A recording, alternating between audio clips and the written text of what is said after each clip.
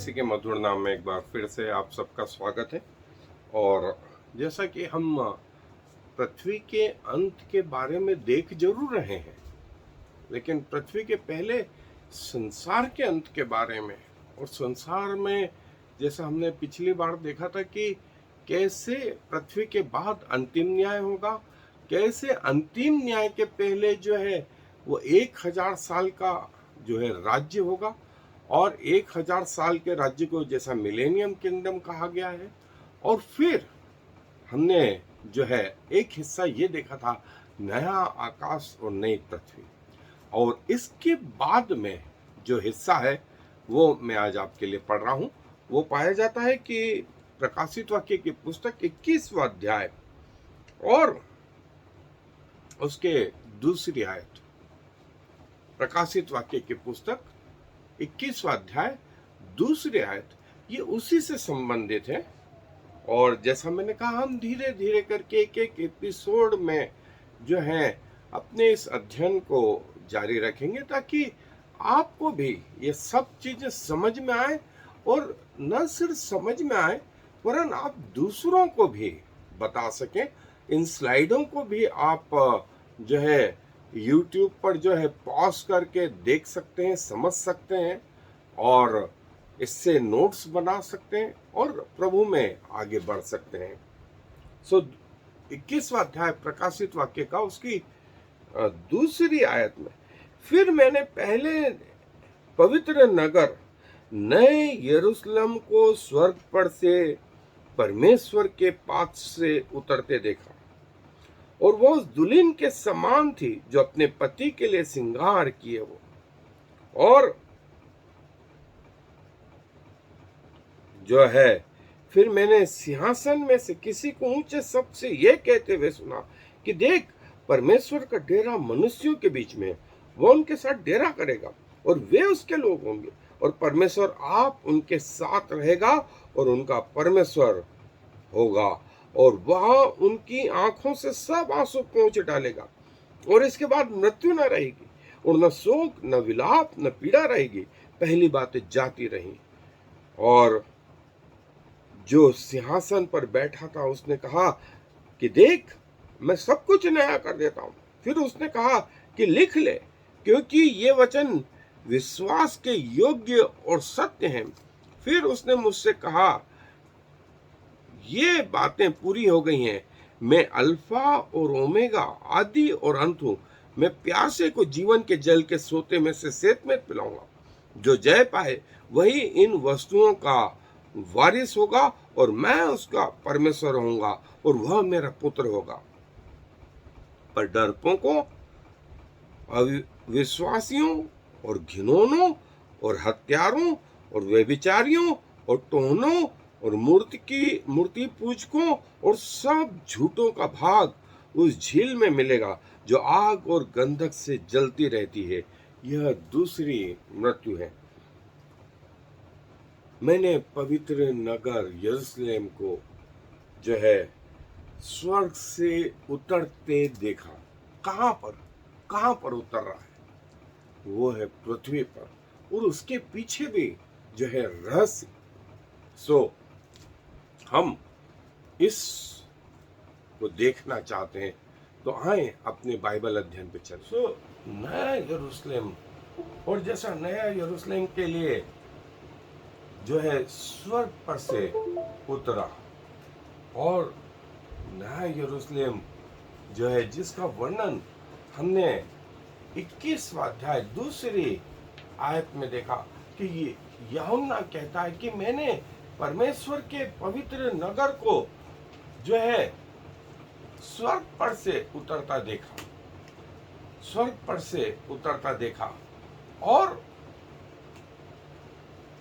इब्रानियों की पत्री में कहा है कि अब्राहम ने उस नए यरूशलेम को या उस जगह को देखा, तो जिससे उसने पृथ्वी के इस रहने के निवास स्थान को तुच्छ जाना, और वो पैसा होने के बावजूद, धनी होने के बावजूद तंबुओं में रहता था, तंबुओं में रहता था।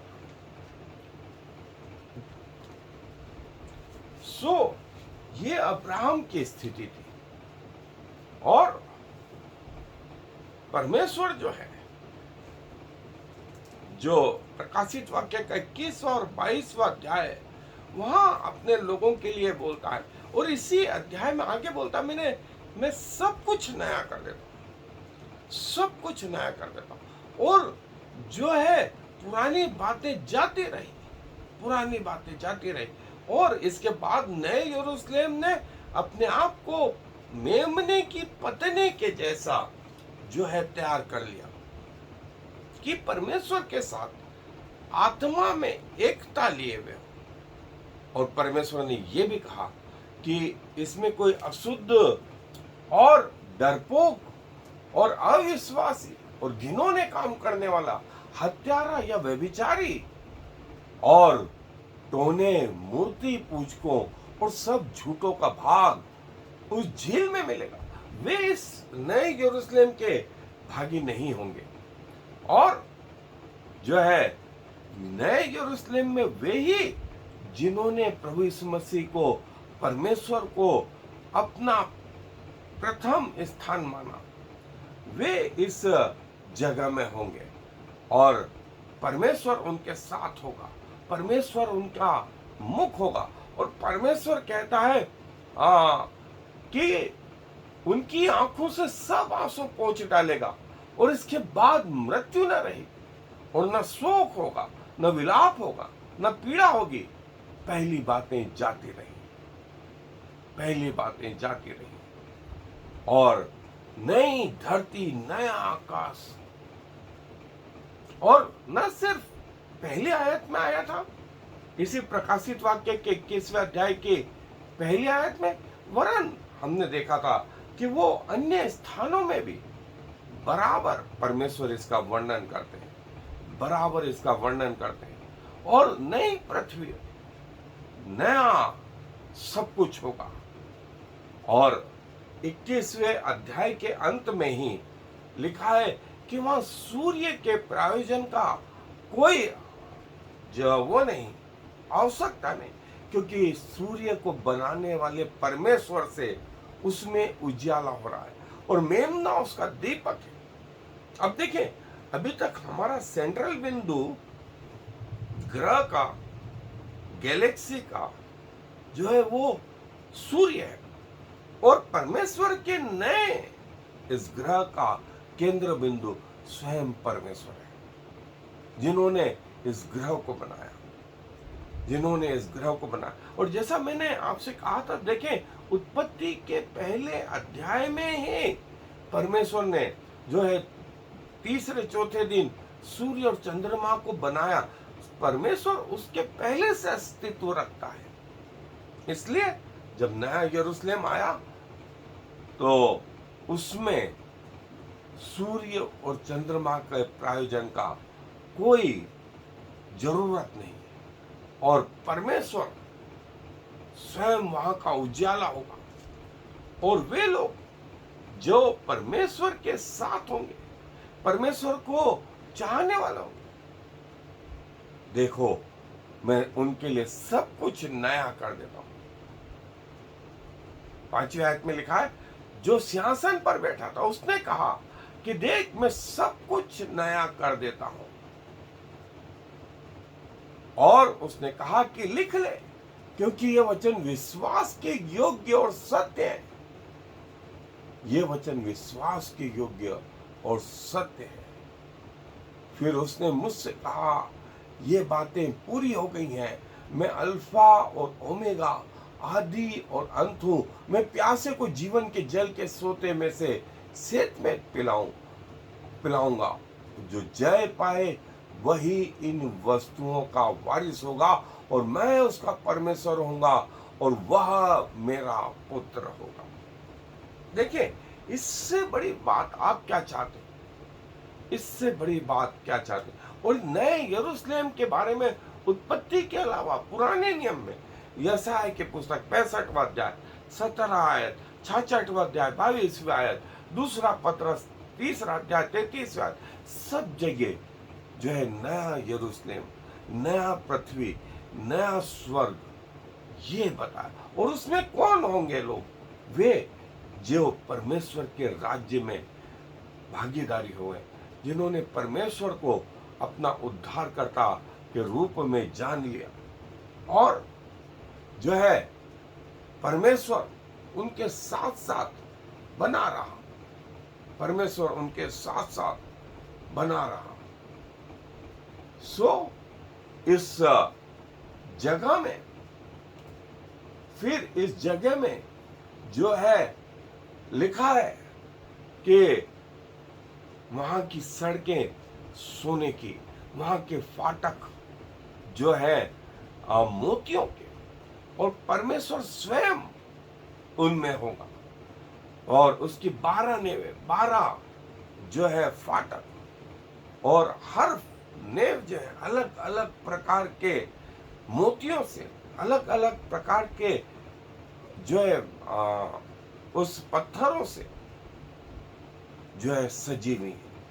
और ये पत्थर वही पत्थर हैं जो परमेश्वर ने मूसा को, जब उसका तंबू बन रहा था, तब कहा कि याजक इन पत्थरों को स्मरण दिलाने वाला जान करके अपने कंधों के दोनों ओर, एक तरफ 6 और दूसरी तरफ 6, और अपने छाती पर जो पटुका बांधेगा उसमें भी ये 12 पत्थर, 12 गोत्रों के अनुसार, 12 गोत्रों के अलग अलग पत्थर थे। और हर गोत्र का जो पत्थर है वो जो है इस नए यरूशलेम, देखिए निर्गमन की पुस्तक में परमेश्वर ने बात करी, अभी पृथ्वी जो है ज्यादा समय नहीं हुआ था उसको, मात्र 1,500-2 हजार साल ही हुए थे, लेकिन परमेश्वर तो पृथ्वी का अंत जानता था, स्वर्ग के बारे में परमेश्वर जानता था। सो स्वयं परमेश्वर ने याजकों के वस्त्रों पर इसका स्मरण करवाया। और फिर आगे कहा, इस जगह जो है बाइबल में लिखा है, कोई समुद्र नहीं, कोई मृत्यु नहीं, कोई दुख नहीं, कोई जो है रोना नहीं, कोई दर्द नहीं, कोई श्राप नहीं, और रात भी नहीं होगी,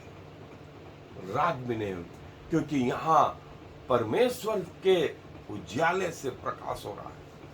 और परमेश्वर बोलता है कि जो है ये जो स्थान है, यहाँ पर जो है वो 1,000 साल का जो वर्ष है, मिलेनियम किंगडम यहाँ पर पृथ्वी पर स्थापित होगा, और इसके बाद जो हमें 22वें अध्याय में मिलता है वो पूरा स्वर्ग। सो ये वो परमेश्वर की योजनाएं हैं, ये परमेश्वर की योजना है जो परमेश्वर जो है बताता है, और ये परमेश्वर का टेबल निकल के लाता है। मूसा को पहले से बताया, जैसा उससे कहा गया कि जैसा तुझे बताया गया है वैसा ही बनाना, उसमें कुछ घटाना बढ़ाना मत, क्योंकि ये इतना महत्वपूर्ण रहस्य लिए हुए, और ये रहस्य कोई और नहीं, ये मसीह यीशु का प्रगटीकरण है। और मसीह यीशु का प्रगटीकरण जो है इसलिए है, तो परमेश्वर ने कहा मूसा से, अपनी ज्ञान बुद्धि से उसमें कुछ चेंज मत करना, क्योंकि वो किसको प्रकट करता है? वो प्रभु यीशु मसीह को प्रकट करता है। और प्रभु यीशु मसीह को जब प्रकट करता है, सो परमेश्वर बोलते हैं कि उसमें कोई श्राप नहीं होगा, उसमें मृत्यु नहीं होगी, उसमें कोई दुख नहीं होगा, और जो लोग इसके भागीदारी होंगे उन पर दूसरी मृत्यु का भी कोई अधिकार नहीं होगा। वे 1,000 पृथ्वी पर परमेश्वर के साथ ये वर्ष गुजारेंगे, और इसके बाद जब अंतिम न्याय भी होगा तो भी वे स्वर्ग के भागीदारी होंगे। और इसमें कौन लोग होंगे? वे लोग जो हमने देखा था कि जिनके सर परमेश्वर के कारण, उसके वचन के कारण और उसकी गवाही के कारण काटे गए थे, वे लोग इस 1,000 वर्ष में परमेश्वर के साथ समय बिताएंगे, और उसके बाद अनंत काल का भी समय परमेश्वर के साथ गुजारेंगे। और प्रभु ये बात जो है अपने वचन में बता दो। एक जगह नहीं, पुराने नियम से शुरुआत हुई तो पूरा नया नियम भी पौलुस, पतरस, पवित्र आत्मा इनको भी उपयोग में लाता है। और कौन लोग होंगे? वे जो परमेश्वर के छुड़ाए हुए लोग, परमेश्वर के छुड़ाए हुए लोग, चाहे वे पुराने नियम के हो, चाहे वे नए नियम के, जो परमेश्वर पे भरोसा करेंगे वे परमेश्वर के इस स्थान में छुड़ाए जाएंगे। और परमेश्वर जो है उनके साथ होगा, परमेश्वर इनके साथ होगा। सो दोस्तों, ये वो पवित्र बात थी जो इस नए यरूशलेम में थी। और इसकी लंबाई चौड़ाई आगे दी हुई, इसकी लंबाई और चौड़ाई जैसे जो है ये ग्रह के मंडलों की चौड़ाई और लंबाई और ऊंचाई, और 1200 फर्लांग या 1500 माइल या लगभग यूं कहें 3000 से ज्यादा किलोमीटर, ये लंबाई, चौड़ाई, ऊंचाई, और ये स्क्वायर होगा, जिसका इसी 21वें अध्याय में वर्णन है। प्रकाशित वाक्य के इसी अध्याय में वर्णन है। और जो है ये मसीह को कैसे बताती है, ये हमारे शरीर को कैसे बताती है। और जो है न सिर्फ इसका वर्णन भजन संहिता में, प्रेरितों के काम की पुस्तक में, इफिसियों के पुस्तक में, सो परमेश्वर का रहस्य। और आपको एक और चीज मैं बताऊं, तो ये वो फोटो है जो नासा के दूरबीन जो है उससे लिया गया था। और ये वो वास्तव में ऐसा ये नया यरूशलेम दिखाई दिया था। आप नासा की वेबसाइट पे जाएं, आपको इसका बराबर वो पता दें। और कहां पर वेलकम टू न्यू जेरूसलम, उन सब का स्वागत है जो मसीह में शहीद हुए, पृथ्वी के आरंभ से पृथ्वी के अंत तक, पृथ्वी के आरंभ से पृथ्वी के अंत तक इतने लोग रह सकते, किनोटिलियन, 1 बिलियन और 1 with 18 zeros after it, इतने लोग इस समय इस जगह पे रह सकते। नए यरूशलेम जो है पृथ्वी के अनुसार, बाइबल के स्कॉलर्स के अनुसार जो है वो चौकोर और स्क्वायर, जिसकी लंबाई, चौड़ाई और ऊंचाई जो है बराबर, और 12 स्तर, और यदि अमेरिका के चारों ओर इसका नजारा देखा जाए तो अदन का बगीचा जहां पर था वहां पर ये नया यरूशलेम उतरेगा। और अदन का बगीचा जो है पूर्वी दिशा में, और बाद में जो बेबीलोन इस जगह स्थापित हुआ, ये वो हिस्सा है। और इस जगह आदम था और यहां से उसको निकाला, और अदन के बगीचे के ऊपर ही यदि एक व्यक्ति के कारण पूरे समाज का, पूरी मनुष्य जाति का निष्कासन हुआ, तो एक व्यक्ति अर्थात प्रभु यीशु मसीह के कारण ही उन लोगों की एंट्री हुई, और जो है ये देखिए, ओरिजिनल लैंड ऑफ एडन, मैंने बताया पूर्वी स्थान, एक्सक्लूडेड बेबीलोन जहां बाद में 11वें अध्याय में जिसका वर्णन आया कि भाषाएं यहां से बनी थी। और प्रकाशित वाक्य का जो नया यरूशलेम है वो इसी जगह जो है, इतना बड़ा एरिया वो घेर लेगा, जहां तुर्की, ईरान, इजिप्ट, सऊदी अरेबिया और ये रहा इजराइल। सो यूनाइटेड स्टेट का इतना बड़ा हिस्सा, यदि चाहे, जिसमें टेक्सास है और दूसरे जो हिस्से हैं, इतना बड़ा हिस्सा इस नए यरूशलेम का होगा, जो केंद्र बिंदु होगा, जो केंद्र बिंदु होगा, और सारी पृथ्वी पर प्रभु का राज्य होगा।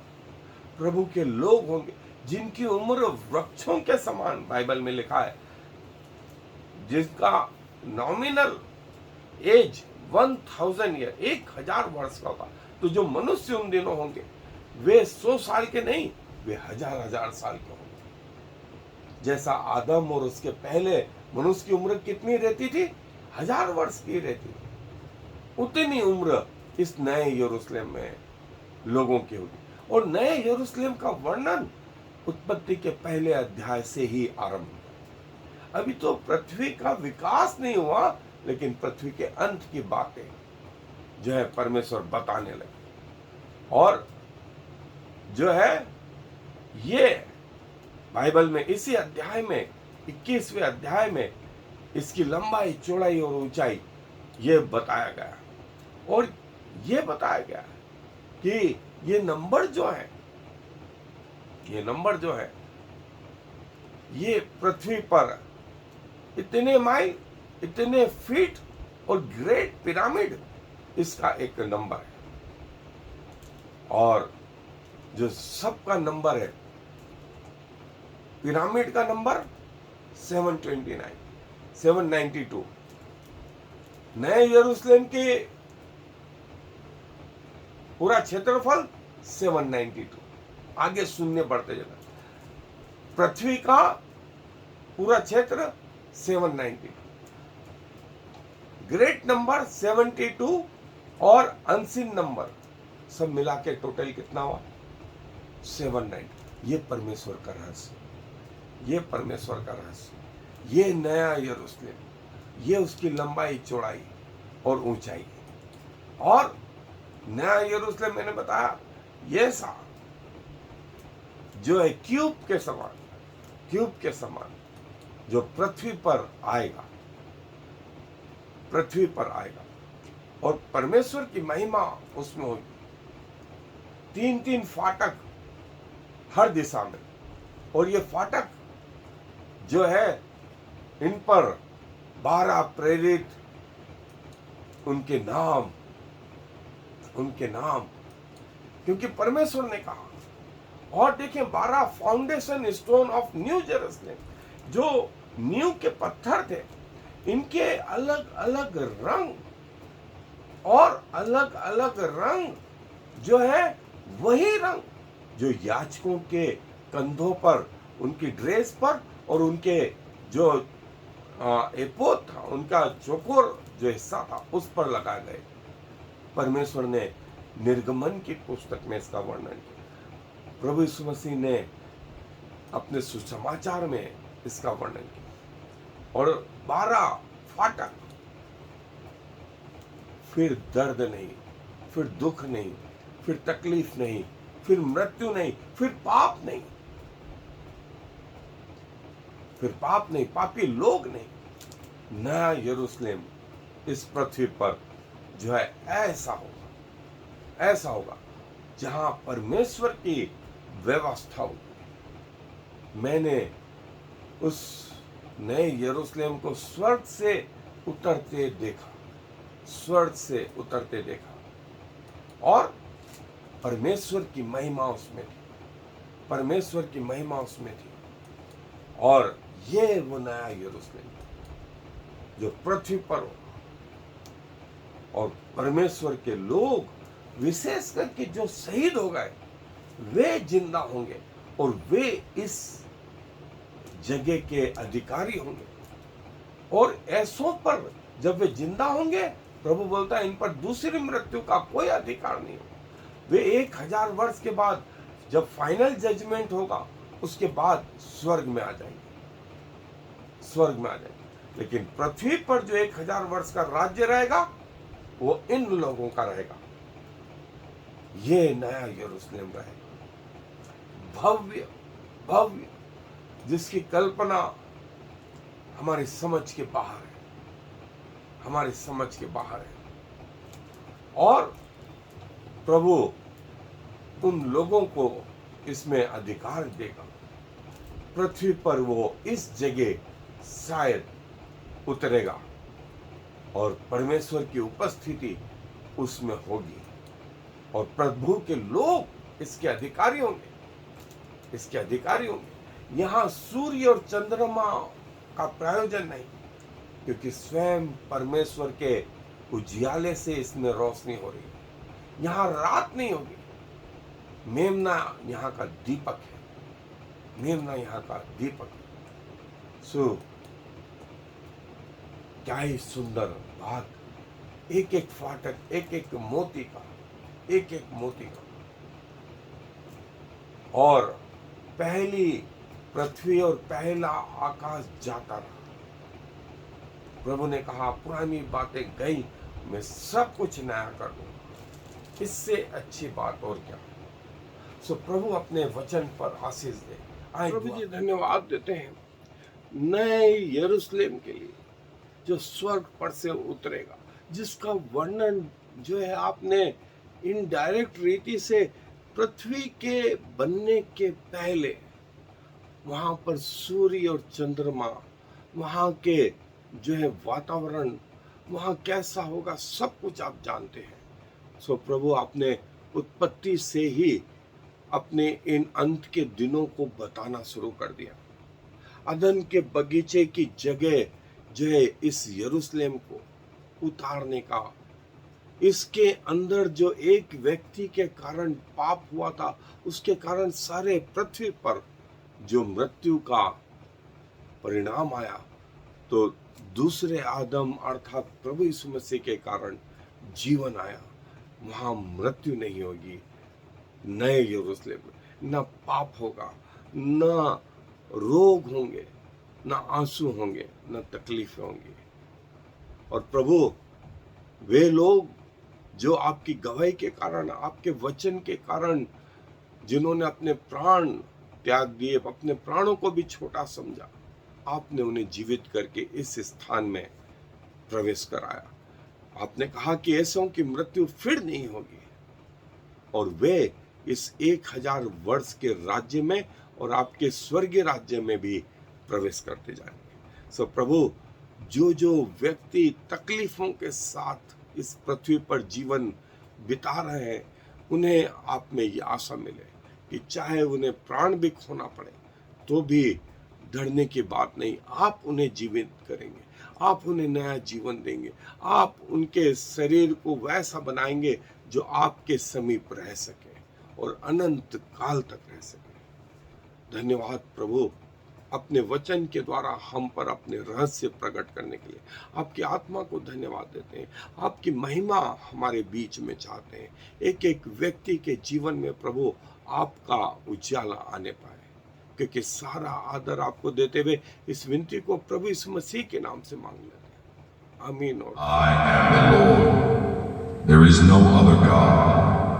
I have prepared you even though you do not know me. So all the world from east to west will know there is no other God. I am the Lord, and there is no other.